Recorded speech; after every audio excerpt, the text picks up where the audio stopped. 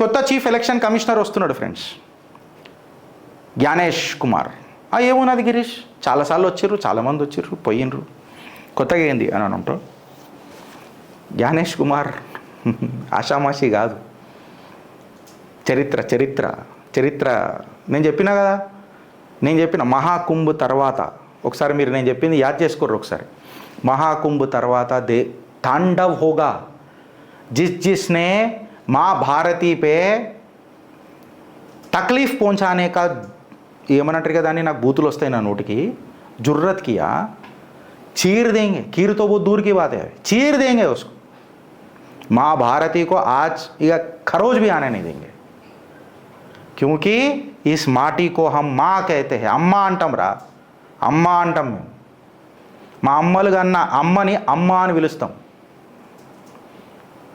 ఇప్పుడు చెప్తా ఈ జ్ఞానేష్ కుమార్ ఏందో అని అంటే, ఈ జ్ఞానేష్ కుమార్ ఎవరు అని చెప్పి మాట్లాడితే, ఈయన ఒక ఐఏఎస్ ఆఫీసర్. దానికంటే ముందు జర తడకాయేసి చెప్పాలి కాబట్టి, ఆర్టికల్ 370 కాశ్మీర్లో ఇంప్లిమెంట్ చేసినప్పుడు కీలక పాత్ర సారదే. అందుకే ఒక్కొక్కడికి పైజామాలు జిలుగుతున్నాయి. సో ఆర్టికల్ 370ని కాన్స్టిట్యూషన్లో ఎట్లా తీసుకురావాలా, ఏం చేయాలా, దానికి కంప్లీట్గా మొత్తం preparation and planning Gyanesh Kumar గారిదే. సో ఇక ఈయన గురించి జర మనం మాట్లాడాలనంటే, he has been appointed as a chief election commissioner February 17th, 2025 law ministry details ప్రకారం. ఈయన మొట్టమొదటి chief election commissioner after the new law. ఏదైతే కొత్త law appointment of the chief election కమిషనర్ది భారతదేశంలో వచ్చిందో కొత్త చట్టం ప్రకారము, ఈయన మొట్టమొదటి chief election commissioner after the amendment of the act. అందులో ఏముంది గిరీష్, కొత్త యాక్ట్ ఏంది అంటే ఇదే ప్రాబ్లం హిందూతోని, ఇదే ప్రాబ్లం. స్వతంత్ర భారతదేశంలో చీఫ్ ఎలక్షన్ కమిషనర్ని వీళ్ళు కాంగ్రెస్ వాళ్ళు ఎట్లా పెట్టిరు తెలుసా, ప్రైమ్ మినిస్టర్ డిసైడ్ చేసేస్తుండే. ప్రైమ్ మినిస్టర్ కార్టేక్ కమిషనర్ ఎలక్షన్ కమిషనర్ టేక్ అనగానే తీసుకుంటుండే. మనం అవలగాల లెక్క టేక్ కార్. మొత్తం భారతీయ చరిత్రలో ఏకైక మొగోడు చీఫ్ ఎలక్షన్ కమిషనర్లకి ఎవరన్నా వచ్చిండ్రు ఇప్పటివరకు అనంటే టిఎన్ శేషన్ గారు. ఆయన ఎవరు, రాజీవ్ గాంధీ అపాయింట్ చేసిండు. నేను కాంగ్రెస్ మంచి కూడా చెప్తున్నా, ఇగో అది బ్యూటీ చిత్రగుప్తుది, చిట్టా కరెక్ట్ ఇప్తాం.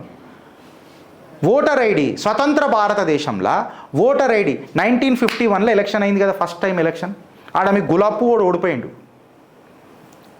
గులాం కాకుండా మళ్ళీ నేనే గులాబీ అనుకొని దిగిండు. ఇది వాస్తవంగా మళ్ళీ అప్పుడు ఎందుకు ఈ చట్టాలు తీసుకురాలి? ప్రైమ్ మినిస్టర్ అపాయింట్ చేస్తాడట. ప్రైమ్ మినిస్టర్ దీనికి నిన్నగాక మొన్న ఎక్కడ పుట్టి ఏడవేరిగి ఏ రాజకీయ చరిత్ర ఉన్నాడో తెలియదు, చింతపండు అన్నట్టు ఉంటాడు మన దగ్గర. ఇప్పుడు బీసీ అని తిరుగుతున్నాడు బాగా. ఈ చింతపండు కూడా ఈ చట్టాన్ని పెద్ద వ్యతిరేకించిండు, పెద్ద తెలిసినట్టు. And I'm challenging all the guys. ఇప్పటిదాకా చిత్రగుప్తుని ఎవడు ఛాలెంజ్ చేయలేదు. మళ్ళీ చెప్తున్నా, జిగ్గర్ల దమ్ము ఉంటే మొగతనం ఉంటే మొగోళ్ళు అయితే ఛాలెంజ్ చేయరు. Lines are open. మావాడు కామెంట్లో తీసుకొని చెప్తాడు. చట్టం ఎందుకు తీసుకురాలేరా మీరు? ఓటర్ ఐడి తీసుకొచ్చింది టిఎన్ శేషన్. అంటే అప్పటిదాకా ఓట్లు ఎట్లా పడ్డాయి మీరు అర్థం చేసుకోండి. ఒక చట్టబద్ధత తీసుకొచ్చింది శేషన్. అప్పటిదాకా ఎట్లా ప్రైమ్ మినిస్టర్ అపాయింట్ చేసేస్తుండే. మళ్ళీ ఇది ఒక ఆటోనమస్ బాడీ, చాలా కీలకమైన పవర్. ఆడికి వస్తా, అభిషేక్ సింఘ్వి ఏం మాట్లాడిండో, జయరాం రమేష్ ఏం మాట్లాడిండో ఆడికి వస్తా. ఆడికి వచ్చినప్పుడు నిలదీస్తా, లాగులు ఓడదీస్తా. ఈ కాంగ్రెస్ వాళ్ళు తీయాలి. అప్పుడు చట్టం ఎట్లుంటే ప్రైమ్ మినిస్టర్ అపాయింట్ చేస్తాడు. అయితే మధ్యలో ఏమైందంటే, మళ్ళీ నా అపాయింట్మెంట్ దగ్గరికి వచ్చినప్పుడు వీళ్ళు పోయి సుప్రీంకోర్టులో కేసు ఫైల్ చేశారు మొన్న రీసెంట్గా. సుప్రీంకోర్టులో కేసు ఫైల్ చేస్తే ఈడ చూడముచ్చటగా ఉంటుంది మళ్ళీ కథ. సుప్రీంకోర్టు ఏమని తీర్పిచ్చిందంటే, ఇది ఆటోనమస్ బాడీ కాబట్టి 3 ప్యానెల్ చేద్దాం. ప్రైమ్ మినిస్టర్ ఉంటాడు, లీడర్ ఆఫ్ ది అపోజిషన్ ఉంటాడు, చీఫ్ జస్టిస్ ఆఫ్ ఇండియా ఉంటాడు ఈ ప్యానెల్లా. మోడీ గారు ఇట్లా చూసిండు అంటే, మోడీ గారు అంటే ప్రభుత్వం చూసింది, నా సర్కారు చూసింది. నా సర్కారు చూసి ఐసాక్యా అని చెప్పి వాళ్ళు ఒక లా తీసుకొచ్చారు. ఏందనంటే, సెలక్షన్ కమిటీలు ఎవరెవరు ఉంటారు తెలుసా? ఇప్పుడు జిలేబీ జాతిగాంధీ అయితే ఉంటాడు, లీడర్ ఆఫ్ అపోజిషన్ పెట్టినాం. ప్రైమ్ మినిస్టర్ ఉంటాడు, దాని తర్వాత ఒక క్యాబినెట్ మినిస్టర్ ఉంటాడు. అమ్మా అట్లెట్లా, అప్పుడు 2 ఓట్లు మీకే వచ్చినాయి, మాది 1 ఓటు వచ్చింది, అప్పుడు మీరే డిసైడ్ చేస్తారు కదా. మళ్ళీ ప్రైమ్ మినిస్టర్ డిసైడ్ చేసినప్పుడు మీ అయ్యా జాగిరని చేసిరా? రాజకీయాలు మీకే వస్తాయా? ఈ ప్రవచనాలు చెప్పనీకి వచ్చినామా? రాజకీయాలు చెప్పనీకనే వచ్చినాం. కాబట్టి కేసీఆర్ నాకు మంచిగా అనిపిస్తాడు. ఇక్కడ మేమేమన్నా మఠం పెట్టుకున్నామా? రాజకీయ పార్టీ ఎత్తుగడలు వేస్తాం మేము. అప్పుడు సంసారం మాటలు కదా, అప్పుడు అందరు చప్పట్లు కొట్టారు, మేము చిటికెలు వేస్తున్నాం. ఇప్పుడు ఇలా తీసుకొచ్చారు, దీన్ని ఛాలెంజ్ చేశారు. అది రేపు ఉన్నది కేసు సుప్రీంకోర్టులో. Now the question is, RTI గ్యాంబిట్లు ఉండదు సుప్రీంకోర్టు. వాళ్ళ కొలేజియంలు ఏలు పెట్టొద్దు, ఏ ఆర్టీఐ కూడా వాళ్ళకి వేయొద్దు, వాళ్ళ మీద ఏది మాట్లాడొద్దు, వాళ్ళ పిల్లలు ఏడ చదువుతున్నారు, ఎట్లెట్లు వచ్చింది ఏమో దాని మీద ఏం మాట్లాడొద్దు. కంప్లీట్ సీక్రసీగా నడుస్తుంది జ్యుడిషియరీ మాత్రం. వాళ్ళు మాత్రం చీఫ్ ఎలక్షన్ కమిషనర్లు వచ్చి కూర్చుంటారు. అట్లెట్లా? ఎట్లా? మోదీజీ ఏం చేసిండు? చట్టం తీసుకొని వచ్చి గోరే గొగ్గోరే గోరే అని కిక్కే కిక్కు ఇచ్చి పడదొబ్బిండు. అంటే నువ్వు మాత్రము నీ సంస్థానంలో రానియవు. ఏడన్నా ఉన్నదా friends? Prime minister office is answerable to the RTI. Prime minister సాబ్ అసలు మీరు ఒకసారి నేను చెప్పింది జాగ్రత్తగా వినుండ్రి. ఒక రాజకీయ నాయకుడిని మనం రోజు తిడతామొచ్చు కాదని అంటే, కానీ ఆడే అకౌంటబుల్ ఉన్నాడు దేశంలో. ఆడే అకౌంటబుల్ ఉన్నాడు. ఏం చేసినా బయట తెలుస్తుంది, నంగా నాచుంటుంది మనోడిది. ప్రజలకు ఆడే ఆన్సరబుల్, ఏదైనా స్కామ్ అయినా ఆడే ఆన్సరబుల్. ఆర్టీఐ వేసి కడగ నాకేస్తాం, మనమే ఎన్ని చేయలే, ఎంతమందిని ఆడుకోలే. అదే జ్యుడిషియరీ మాత్రం వాళ్ళ దాంట్లో దఖలాందాజు చేయొద్దని అంటారు, వీళ్ళు మాత్రం దుంకుతారు.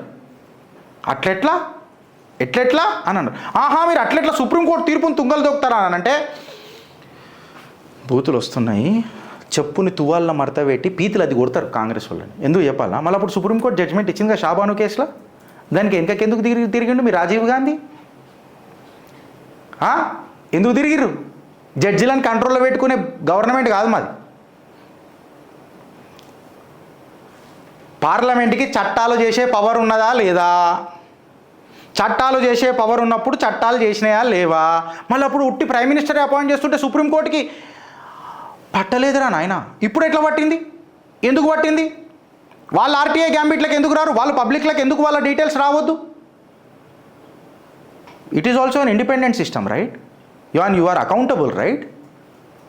ఇట్లాంటి క్వశ్చన్స్ వస్తాయి. అంటే ప్రజలు మాట్లాడుకుంటుంది చిత్రగుప్తులం కదా. చిట్టా రాసేటప్పుడు మెజారిటీ ఏమున్నదంటే ఇట్లా చిట్టాలు రాసిండ్రు అని చెప్పారు. బాస్ చెప్పాలా అని నన్ను అడిగిన, ధర్మపురి వయసు వచ్చినా కదా, చెప్పు అని అన్నాడు. చెప్పిన గంతే. Now coming to the point, Gyanesh Kumar ఎవరు అని చెప్పి మాట్లాడితే, మన ఇప్పుడు ఆయన చీఫ్ ఎలక్షన్ కమిషనర్ అయ్యాడు. నవ్వెందుకు వస్తుంది నీ గిరీష్ అని అంటే, ఈయన టెన్యూర్ ఎడదాకుంది తెలుసా? January 26, 2029. అంటే కొన్ని రోజుల ముందు, ఎలక్షన్ కంటే ముందు ఈయన టెన్యూర్ రిటైర్ అవుతాడు. ఎక్స్టెన్షన్ గిరీష్ అంటే నమ పార్వతీపతయే హర్ర. అరే ఇప్పుడు నేను ఏమంటున్నా, శివాజ్ఞ లేని శివ కూడా కదలదా? మీరు ఆయనతోనే పెట్టుకుంటారా జటాధరుడితో? ఆయన ఆజ్ఞ, ఆయన శాసిస్తాడు, మేము పాటిస్తాం, గంతే తేడా. సో January 26, 2029 వరకు. అంటే ఇక జమిలీ ఎలక్షన్స్ వస్తే ఇక దవిడిదిబుడే ఒక్కొక్కడికి. దాని తర్వాత February 19, 2025కి ఆఫీస్ రెజ్యూమ్ చేసిండు. సుప్రీంకోర్టు హియరింగ్ రేపు ఉన్నది. Senior most election commissioner after Rajiv Kumar తర్వాత ఎవరు అని చెప్పి అలా మాట్లాడితే జ్ఞానేష్ కుమార్ గారు మాట్లాడతారు. 1988 బ్యాచ్ కేరళ స్టేట్ నుంచి వచ్చిండు ఈయన. ఇంతకుముందు యూనియన్ కోఆపరేషన్ సొసైటీ January 31కి రిటైర్ అయ్యిండు. 2024లో రిటైర్ అయ్యిండు. March 14, 2024కి ఎలక్షన్ కమిషనర్గా అపాయింట్ అయ్యిండు. వీళ్ళు కోర్టుకు పోయినరు, ఏదో ఆడినరు, తర్వాత తీసుకొని వచ్చేసి డక్కన్ తీసి పడేసిండు. మేరా భారత్ అప్నా మోడీ హేతో మున్కిన్ హే. ఇక నేను ఎక్కువ మాట్లాడతలేను.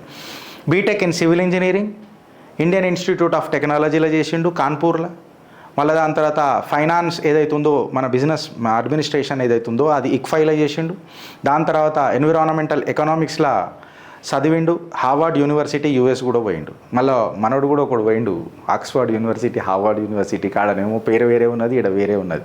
ఇక విదేశీ మహిళను అడగాలనా, లేకపోతే విదేశీ మహిళ పుట్టినాక ఈ కొడుకుని అడగాలనా?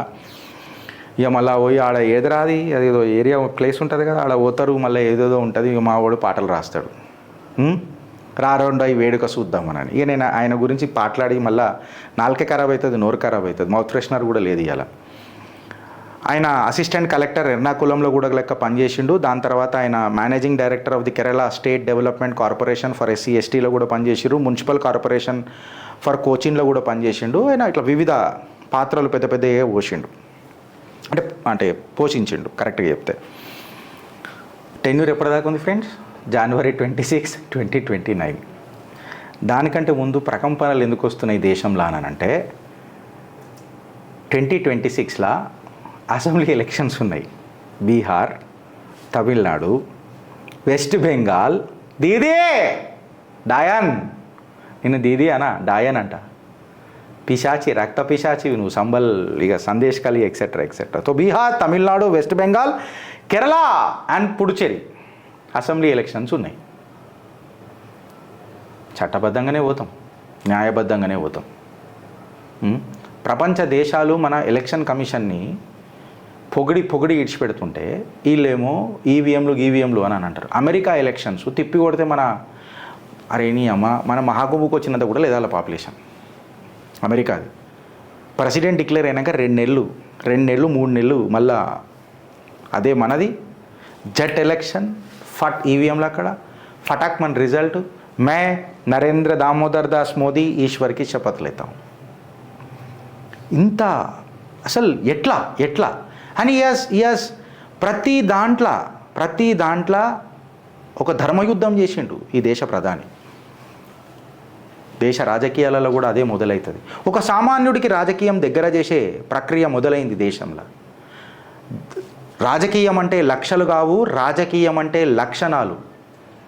భవిష్యవాణి చెప్పడానికి ప్రయత్నం చేస్తున్న ఫ్రెండ్స్, ఆట మొదలైంది. మంచోడు వేటకు సిద్ధం కావాలా, ఆలోచిస్తారా లేక అనుభవిస్తారా? భారత్ మాతాకి జై అని చెప్పే కంటే ముందు కాంగ్రెస్ వాళ్ళది మాట్లాడుకోవాలి. నాకు దినమే గడవదా. కిక్ ఎప్పుడు వస్తుంది? కాంగ్రెస్ వాళ్ళది. వీళ్ళు ఫైనలైజ్ చేసిన తర్వాత అభిషేక్ సింఘ్వి ఏమంటాడంటే, సుప్రీంకోర్టు జడ్జిమెంట్కి ఇది క్లియర్ వైలేషన్ అయిపోయింది. మళ్ళీ షాబానులు ఏం బీకి నువ్వు కట్టలు కట్టినారు కాంగ్రెస్ వాళ్ళు. అప్పుడు వైలేషన్ కాలే, ఇప్పుడు వచ్చింది. దాని తర్వాత ఆయన ఏమంటాడో ఇనుండ్రి. ఆయన ఏమంటుండో తెలుసా ఫ్రెండ్స్? ఆయన ఏమంటాడో ఇనుండ్రి. Election commissioners including the chief election commissioner blessed with nearly infinite powers who are to abide by the fundamental rights must be chosen not by the executive exclusively and particularly without any objective yardstick. Fundamental right while అంటే ఎక్స్క్లూజివ్గా మీరు appoint చేయొద్దు అని చెప్పి మాట్లాడారు కదా సంఘవి గారు. మళ్ళీ ప్రైమ్ మినిస్టర్ అపాయింట్ చేసినప్పుడు ఎక్స్క్లూజివిటీ లేకుండానా? ప్రాబ్లం ఏంటంటే మీరు మాట్లాడకూరు కాంగ్రెస్ వాళ్ళు. దయచేసి చెప్తున్నా, బొందలగడ్డల మీద మూలలు కొట్టుకున్న వాళ్ళు అవుతారు. నేనైతే రివెట్లే కొడతా, వెల్డింగ్ చేస్తా పక్కకేను, మళ్ళీ మీదకేను. ఇవాళ కాంగ్రెస్ వాళ్ళు ఏం మాట్లాడతారు? ఇప్పుడు కాంగ్రెస్ ఏమంటుందంటే, మొన్నటిదాకా రాజ్యాంగాన్ని మారుస్తానన్నాడు మోడీ అని అన్నారు. ఇప్పుడు ఎలక్షన్ కమిషన్ని మేనేజ్ చేస్తున్నారు అంటే సిగ్గుదొప్పిన వాళ్ళ మీ నోట్లలో కాకరి చుంచిర్రు. ఒక్కొక్కడు కాకరి చుంచిర్రు. ఎప్పుడు తెలుసా? $21 మిలియన్ అంటే ఇవాళ 182 కోట్లు ఎలక్షన్ కమిషన్తో ఎంఓయూలు రాసుకున్నారా సిగ్గుదప్పిన వాళ్ళ మీరు కాంగ్రెస్లో. అంటే మీకు కాంగ్రెస్ చేయకపోవచ్చు, మీ కాంగ్రెస్ హయాంలో జరిగిందిరా హౌలగా. జిమ్మేదారీ జవాబారీ అని ఒకటి ఉంటుంది జిందగీలో. నువ్వు జిమ్మేదారీ లేకపోయినా జవాబారీ. 2012 జరిగిన కథ. ఖురోషి ఎలక్షన్ కమిషనర్ ఫైల్ పట్టుకొని ఇట్లా నిలబడ్డాడు. ఫోటోలు నిన్ననే పెట్టినాం చిత్రగుప్తుల, చూడురిపోయి. గిసుంటి కాంగ్రెస్ హీన చరిత్ర ఇంకేముంటుంది చెప్పురి. మీరు ఏం చేసినా అపరపాపాత్ములు రయ్యా మీరు, అపరపాపాత్ములు. మీ ఎన్సైక్లోపీడియాల డేటా ఫుల్ ఉన్నది మీ ఖిలాఫ్. అసలు కొత్తగా చేయాల్సింది ఏం లేదు. మీ తిప్పి కొడితేనే మీ నోట్లలో మన్ను పడుతుంది. దేశ ప్రజలను మళ్ళా నమ్మించే ప్రయత్నం చేయకుర్రి. నిమ్మకాయ వండుకొని జర అలసిపోయినట్టున్నారు, తాగుర్రి. ఇప్పటికైనా మించిపోలేదు, 50 ఏళ్ళు దాటిండు. అట్లీస్ట్ తండ్రి పాత్రలకో లేకపోతే ఏదైనా సైడ్ క్యారెక్టర్ కన్నా రాహుల్ గాంధీ పనికొస్తాడు. ఆయన రాజకీయాలకు సెట్ కాడు. నేను పర్సనల్గా కాళ్ళు మొక్కమంటే మా రాజమౌళితో కూడా మాట్లాడతా. నేను రాజమౌళితో కూడా మాట్లాడితే ఏదైనా సినిమా తీసుకోండి, లేకపోతే ఇంకొక మంచి సినిమా నేనే స్క్రిప్ట్ రాసిస్తా. కీడాకోలా అని ఒకటి వచ్చింది కదా, టేక్ కార్ ఏదో పెద్ద ప్రైమ్ మినిస్టర్ టేకెన్ ఏమన్నా అయ్యా జాగిరా అనుకున్నారు ఈడ. ఇది గుర్తుపెట్టుకోరు ఫ్రెండ్స్.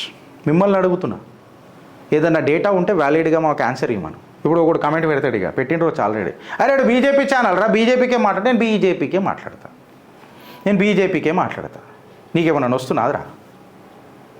నొస్తున్నదా చెప్పు. ఆలోచిస్తారా లేక అనుభవిస్తారా? భారత్ మాతా